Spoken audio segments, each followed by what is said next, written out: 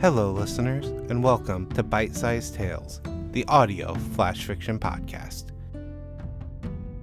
In this week's story, an author tries to pitch his brilliant new idea to an agent that just isn't having any of it.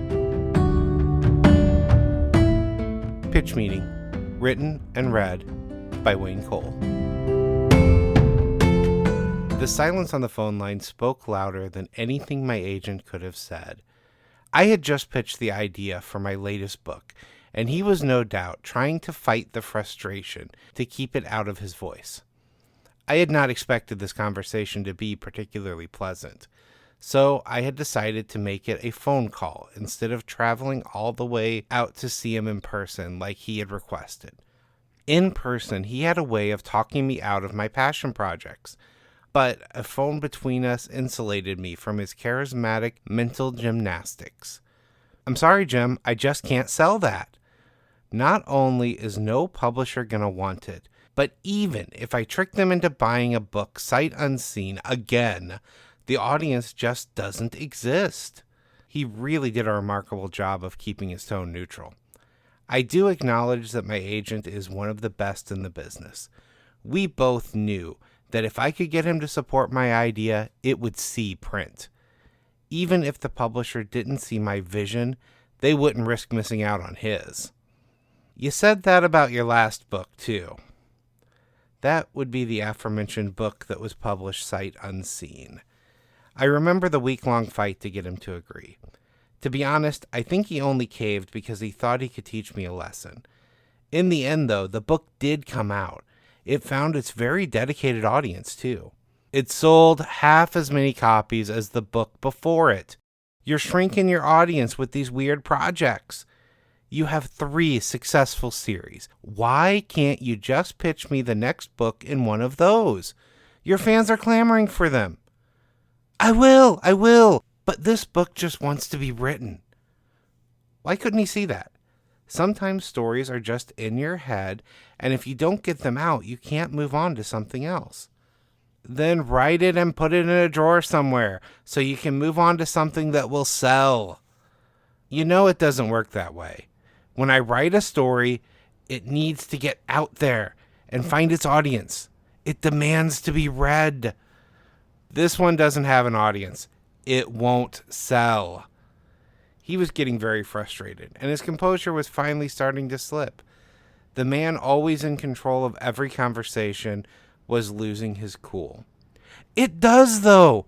I talked about the idea on social media and got really good feedback. He verbally sighed over the phone line. Look, Jimmy, the people that follow you on social media are your super fans. They're obsessed. They'd read the phone book if I put presented by James Abernathy on the cover. You can't base your decisions on social media. This really is a good idea, though. Look, let me try to explain it again. I can do better this time. All right, I'll give you one more shot to pitch it to me. I want to remind you, though, that we had a deal. You give me at least 2 marketable books for each passion project, and your last book about the sparkling vampire surfer from Atlantis being hunted by jealous former surfer he beat in a competition was not a marketable book. Now, I'll listen to your pitch again, but if I still say no, you drop it, and you give me the next Benjamin Everhart book instead. I didn't like it, but he was right. We did have a deal, and he did really come through for me numerous times. My last novel had been critically panned as the worst book I had ever written. Little do they know of all the books that I never got published before my first hit. I have written far worse books than Vampire Surfer from Atlantis, and it did, in fact, find its audience. It might have been a small audience, but it was there.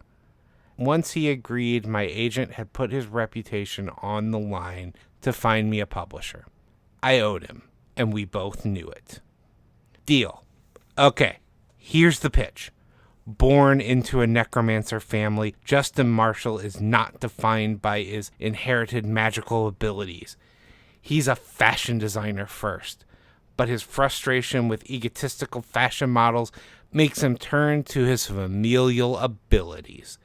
He sends waves through the fashion world using zombies to model his clothes.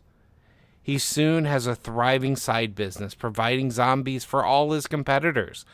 But when one of them is eaten, he is the prime suspect.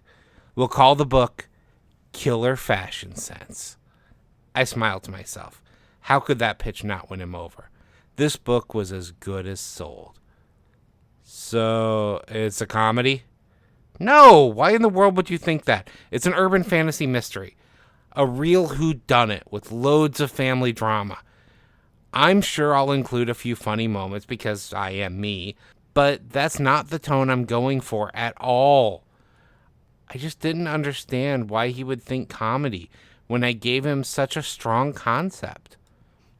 Do you really think anyone will want to publish that? Who's the audience? Even at the height of zombie popularity, that would have been a tough sell. But zombies are over. People are tired of them. You certainly would never get an offer for a movie or a television rights unless somebody wanted to make a parody movie. No way. If anyone tried that, they just don't get it. I don't care how much they offer, you say no. How about I practice now? No. Give me another book in all 3 of your series, and then I'll think about trying to shop this to the small press market. Small press? It won't ever find its audience that way. Well, if you really believe in this idea, then it should find its audience anywhere. All those people on social media will buy copies for their friends. I don't appreciate your sarcasm. I'm going to write this book, but I suppose we can wait a little while and try to sell it. You do have a point about zombie saturation, and I would hate for it to get lost in the crowd. I hated giving it at all, but he did have a few good points. I really had no idea how to continue any of my series, though. I had written myself into a bit of a corner in each of them, and I just didn't think I could write anything that would live up to the promise of those endings. Not for the first time, I started to wonder if my passion projects were just a way to avoid facing my fear and imposter syndrome. If I lowered expectations, then people wouldn't be disappointed when I did return to those series. Those books wouldn't have to be better than the last in each series, just better than these. The self-doubt really hit me all at once. Was this book concept bad? Was my last book as terrible as the reviews indicate? Are my passion projects just a form of self-sabotage? I didn't like the way my thoughts were turning. It felt like they held a little too much truth. I needed to get out of my head, or at least get something good from it onto paper. We had a deal. I held up my part. If you take the time to write this thing, it's just going to push your series back further, and even your most devoted fans are getting impatient. Look, I'm not the bad guy here. I'm on your side. I'm Team Abernathy. Okay, I'll write the next Benjamin Everhart novel. I'm going to find a way to work in a necromancer fashion designer into it, though. Yes, I realized I was just being petty with the comment. I wouldn't really try to shoehorn the concept into the series, but he didn't need to know that. You can try, but I doubt it makes it past your first editing pass before you even send me a draft. Sometimes I hate how well you know me. I hung up the phone more disgusted with myself than I was with my agent. Why did he always have to be right? More importantly, now that I had agreed to the next Benjamin Everhart novel, how would I live up to the story that needed to be told? I brought up the writing app on my laptop and started to type. The words that came out were terrible, but that's what a first draft is for. Author's note. I don't know that this story really started being about me, but it became about me pretty fast. I have a book in me that I just don't feel the confidence to write. I set up an incredible premise with a short story, and I just keep writing more short stories about the character because I question whether I'm capable of writing his story. That came out in this story. right down to the fact that I gave the series that my author was afraid to write the name of the character from my book. This chapter of Bite-Sized Tales has been brought to you under a Creative Commons Attribution, Non-Commercial, No Derivatives 4.0 International License. Intro and outro music is Fantasy Motion by Alexander Nakarada, provided under a Creative Commons 4.0 license. If you enjoyed what you heard today, we would greatly appreciate reviews and recommendations to your friends. Finally, for more information about our authors, please visit bitesizedtales.com. We look forward to reading to you next time.